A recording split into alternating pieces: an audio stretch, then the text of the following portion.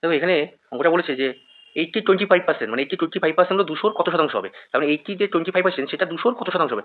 আমরা আগে কি ওদের 80-25 বের করি। 80 ইন্টু 25/100, 0 0, 5 দুগুনি 10, 4 দুগুনি 8, 5 কাটলে 5 সমান সমান 20। দেখো 25% হচ্ছে 20, এই 20 এর বলছে 200-এর কত শতাংশ। তা 200-এর কত শতাংশ যদি বের করতে হয় আমাদের কি করতে হবে এখানে, 20/200 ইন্টু 100 শতাংশ।